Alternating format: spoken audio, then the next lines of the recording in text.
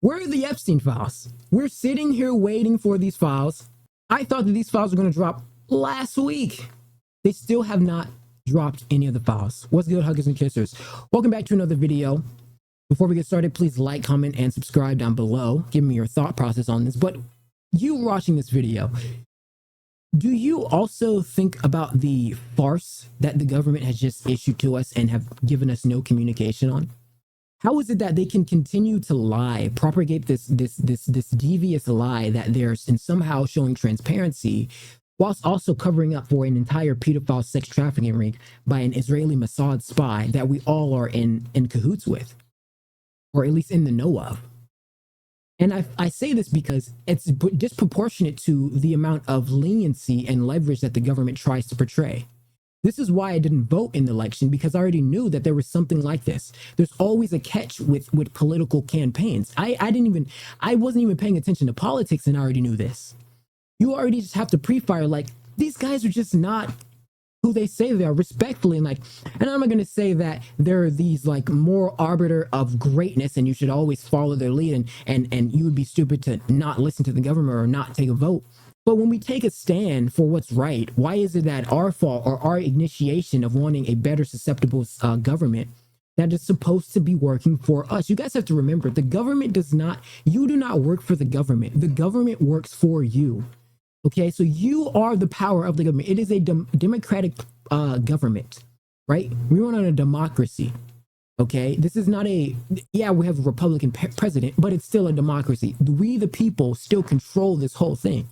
And so when we're looking at these citations of other people bringing forth, Thomas Macy's like, this binding it's a non-binding agreement with the grand jury and the DOJ. So they're not even giving us real files because they're going to try to present a redacted system. The DOJ already said President Trump had his name in the files, and we have hundreds of thousands of files brought forth. So if we already know, right, the lingering incoherence is that they know that this is the case, they know who's the problem, and they know that they're all on it. Because why wouldn't the Democratic Party use it against one other side, and why wouldn't the other side use it against them? I'm saying all this to say, when Trump is having meetings with, or not Trump not having meetings, but when they're having meetings with Ghislaine Maxwell, and they're taking her out to these arenas to give off information, evidence, or have any sort of complacency in this, right? So she can claim amnesty or some shit. Why is it that he's almost being protected as a registered pedophile? So what I'm saying is, how is it possible that a pedophile can be protected by the president and exceed the same jurisdiction and justice that other people would also have to fall susceptible to? You know, in the beginning, I was very fond of this administration, and I actually thought that there was going to be some things coming through to fruition, and some did come through, but a lot of them reaped benefits for echelons of people who are in the higher ranking. And it's unfortunate, right? Let's be honest, it's unfortunate. But when we get to a Ghislaine Maxwell Epstein cover-up, I think it's disgusting, and we should still be given the files. Same thing with the MLK files, same thing with the JFK files. They were okay with releasing those. They had no problem. Okay. And the biggest problem is that we know who's on them.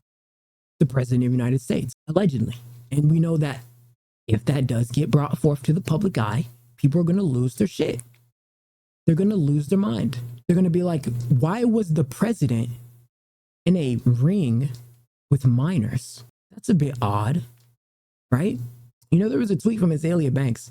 She says, Trump, honestly, I forgive Trump for what he was doing because back in the day, messing with underage girls was the norm. It was the norm. That does not make it okay. That doesn't make it okay because it was still illegal. I don't care if it was normal at all. It's still illegal. It's still gross. And if you need to understand why this form of statutory is illegitimate, the basis is that people are not ripe at that age. They're not old enough. The brains are not developed enough. They're mushed up putty brains. The brains are completely vulnerable to manipulation. They're very naive at that age. Sometimes are also in the rebellious stage.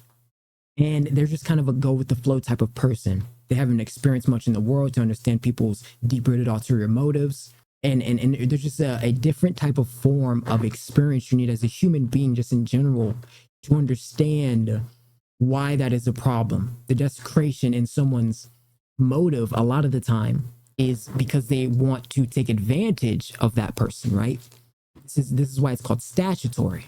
They're a victim because they cannot consent, because their brains are too underdeveloped to make actual proper decisions. You do anything when you're that young. You say anything, you're young. You're a kid. You don't care. You want to try new things. You want to say whatever. You want to do whatever. You want to whatever, right? But as you get older, right, you get past that 18, 21, 25, 30 up. You have experience in the world. This is why the president can't be below 35. They don't have enough experience in politics. You have to be old enough. So you can't sit here and be too complacent with that much predatory nature, because this gives a, as I was saying, this predatory cover-up shows that there's a in this administration, they're okay with that. And I think that's weird. Okay.